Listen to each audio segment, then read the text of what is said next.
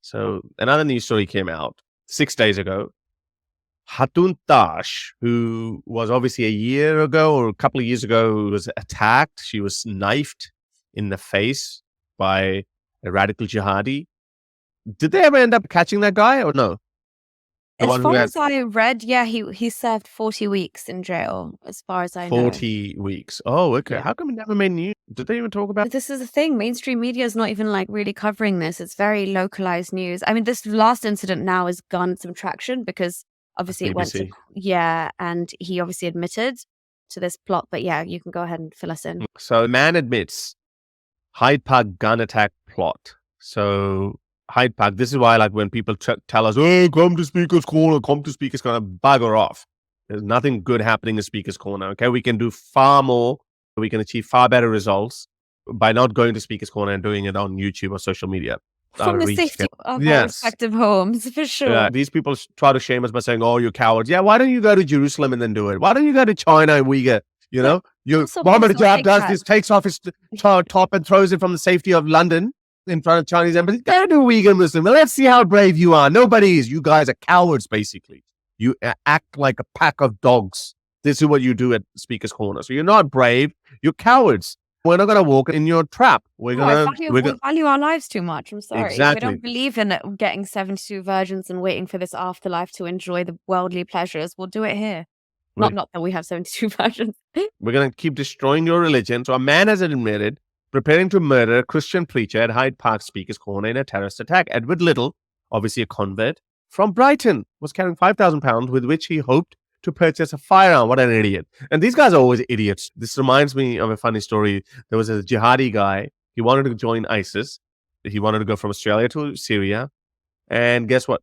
He got a dinghy to go from the northern tip of Australia, which is Darwin. And then from there, he was going to go to Indonesia. And then from there, he was going to fly to Syria. Because in a dinghy?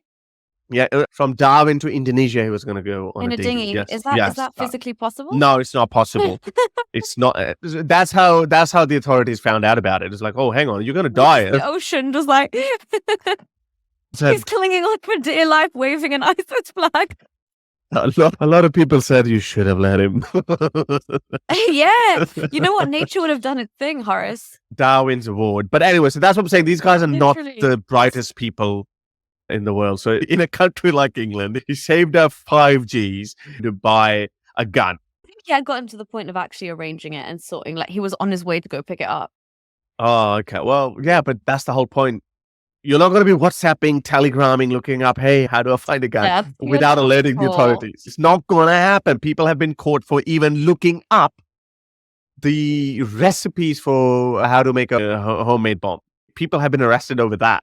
Yeah, if you haven't watched 4 Lions, people watch 4 Lions. I love that movie. So he was carrying £5,000 with which he hoped to purchase a firearm, a passport, and 2 phones when he was arrested last year. Again, this happened last year. We don't even know about this. We only know about it once everything's finalized. It was alleged his intended target was Hatun Tash, who regularly argued with other speakers and her camera crew, as well as any police or soldiers. He pleaded guilty at the Old Bailey by video link from Belmarsh Jail. Oh, Belmarsh Jail is not a nice place. Earlier this year, Little of Pelham Street denied preparing to commit acts of terrorism because they don't see that as acts of terrorism, but changed his plea and admitted the charge on Friday. So later on, he admitted. Okay. When they told him that, no, mate, this is considered terrorism. Okay. This is terrorism. You have to admit it. If you admit it, then, you'll be let off on a lighter sentence. He also committed researching Hyde Park, where he planned to carry out the attack, collecting money to purchase a gun and traveling to buy it. Little was on his way into London in a taxi. Look at him. For which he had paid £300. Oh my God. He saved up big time from Brighton to London on a cab. It's not cheap. Brighton to London is going to cost you. I have a feeling, the cabbie, because this is a very unusual fare. Nobody does that. So he would have gotten into a conversation with the cabbie. Well, you'll see what he asked him. Does it say here that, you said you'll see.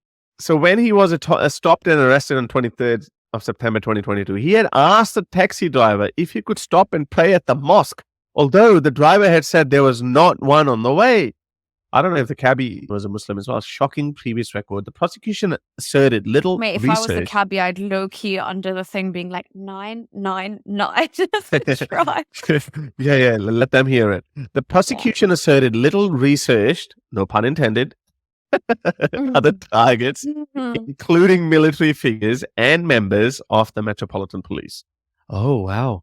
He was going to go on a little bit of a spree, to be honest. He did not just have one target. Like the American pretty style, much. you know, it was pretty much, wow. Yeah, mirrored off that, one of them kind of attacks. If he had been successful in his first attack, then he would have gone to the second one and the third one. Oh my goodness. Well, I think that's why in England, usually we don't really have gun kind of confrontations. It's more usually stabbings and like physical altercations. The fact that he went for a gun was like he wanted a bit of a shootout, as opposed to the last person that attacked Hartland Tash, I think, was armed with a knife. And that's the most common in London, is what you're going to be faced with. So this guy really was looking to injure quite a lot of people. Oh, wow. Little declined to answer questions in police interviews, but his mood changed when he was shown a YouTube video of the preacher and he launched himself across the table at an officer. What a crazy guy. No, but Horace, that's the power of like riling him up by showing him a video. Imagine a YouTube video of Hartland Tash could be like, no comment, I deny it, to him, to losing his marbles and actually attacking the police officer. So add one more charge to your list while you're at it. I missed this line. Police later found an encrypted chat on one phone which set out his attack plan and the gun purchase. Okay, how did the police... Oh, they later found out. Okay. Across the table, imagine, Nuria, if they showed your face to a crazy guy like that. This is Nuria. Well, and yours. That's what I'm saying. It's scary work that we do. It's not normal. Guys, like, this is actually like close to home. I know, guys. We need your support. Support us on Patreon. Be a YouTube member. We are literally, any day could be a loss. I'm not being an alarmist here, but seriously, this is freaking scary. All because we say Prophet Muhammad was not a real prophet. Come on. Why can't we say that? Okay.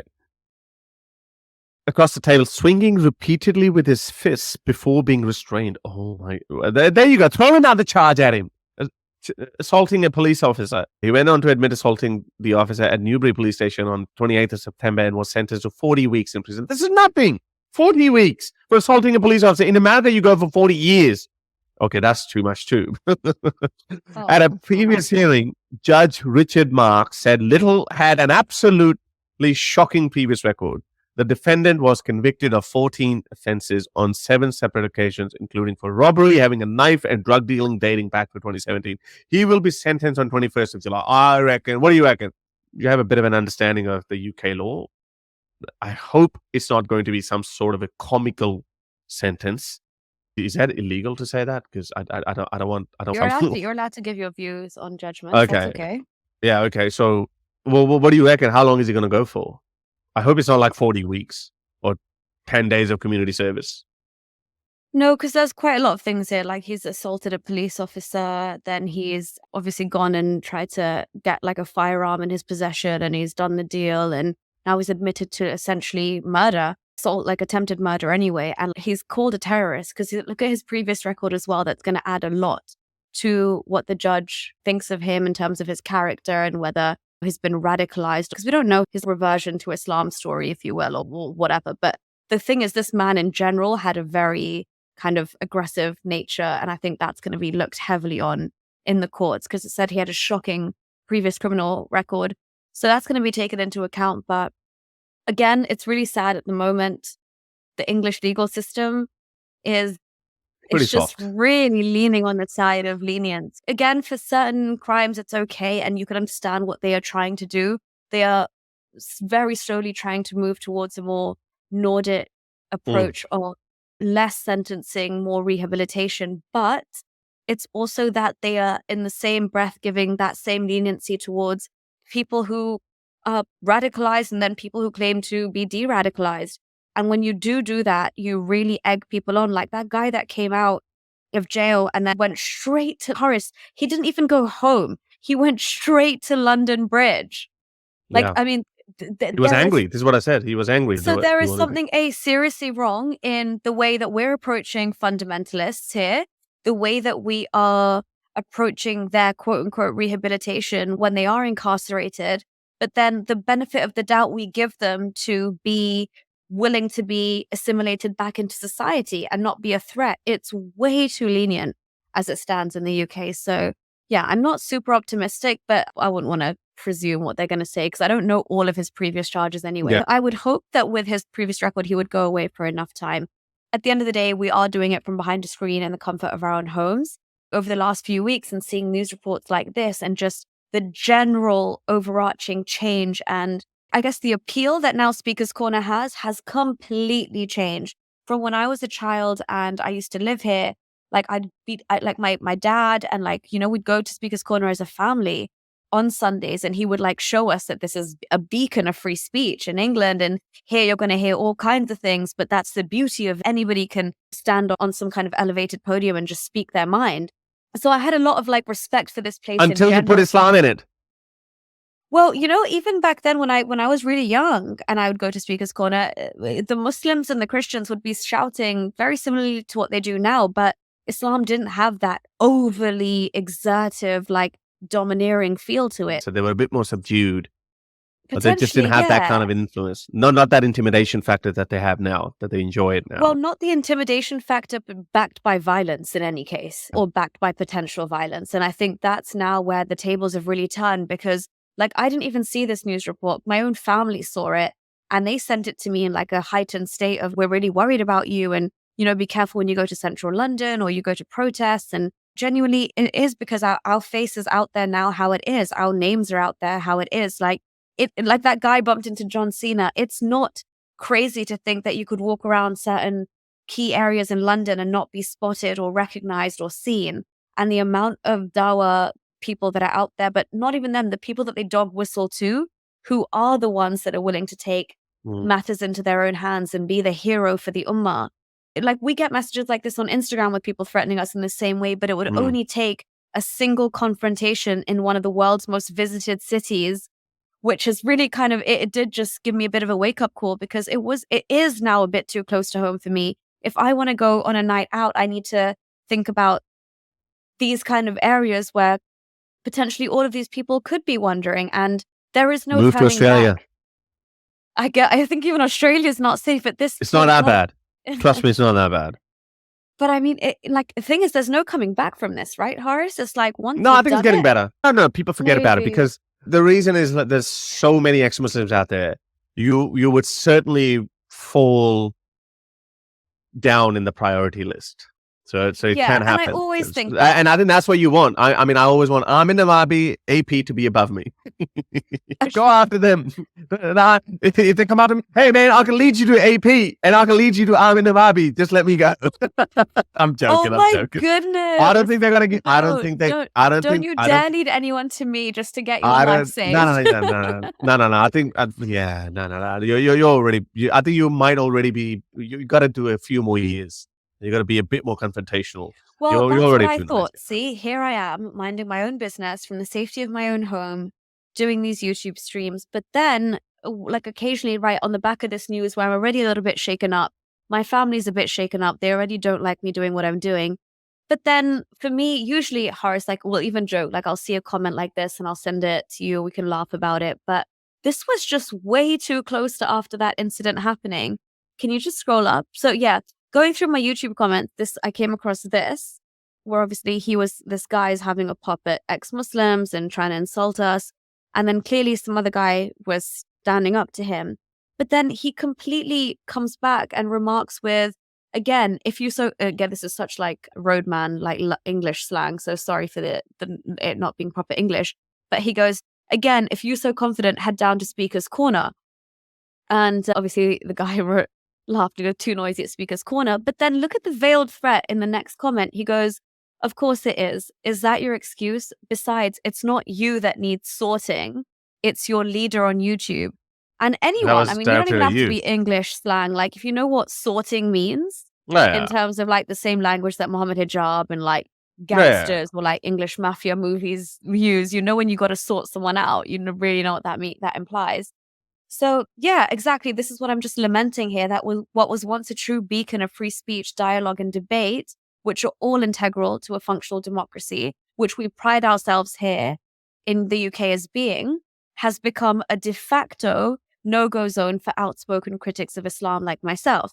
Like, I would never now step foot in there. And that's a sad reality. This is a central park in a beautiful area of central London where, honestly, before I've seen Yoko Ono, I've seen loads of celebs, you know, everyone goes there.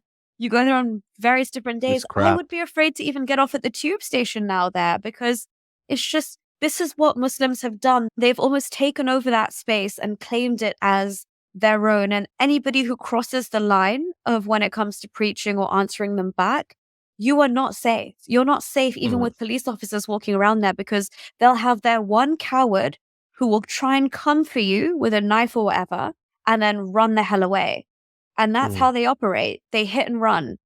Again, I would always say that they're not brave either. They're cowards. They surround people and they feel tough in a big crowd. If you're so brave, send your Muhammad hijab to China. Let's see what happens. Send him to India and Kashmir. Let's see what happens.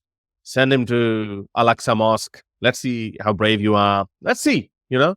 Anyone can act like a big, tough, macho man in a group. Anyone can do that. And this is why, again, not endorsing that. This is how white supremacists behave as well. They will beat you to a pulp. But obviously not right.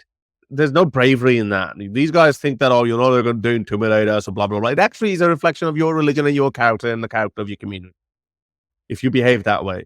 And again, these guys themselves are such cowards. At least in the online world, we show our faces. These guys don't even show their faces online.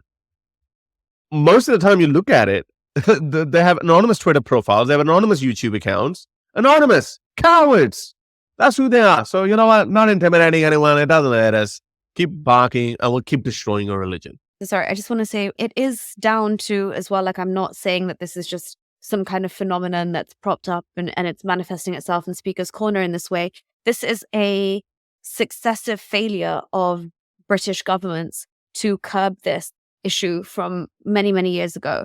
So the successive kind of like leniency that they've shown towards them, whether it's to keep the voting bank in check or whether it's to, you know, not be seen as inflating like racial tensions and Islamophobia, it is a direct result of their policies, which has given people like this man or people like the ones at Speaker's Corner who take, you know, I'd say extrajudicial justice into their own hands, is because they feel like they're empowered to do so. And the government definitely has questions to answer as to how they've become so powerful. This is beyond mob violence. They genuinely don't have faith in the justice system. There's a lot that the UK needs to kind of introspect on, and their approach with dealing with fundamentalists has to completely have an overhaul, because we're going into dangerous territory, like territory in the sense that what we see happens in France in enclaves, territory that Germany insanely regretted, just allowing an unwavering amount of unchecked refugees into their country. The UK needs to really, like, you've taken certain steps to regain your quote unquote autonomy. Though I just also think that the UK government has a role to play in what we're seeing play out today. If you like these videos and want to support me in my activism, then you can support me on Patreon or PayPal. Stay free, everyone.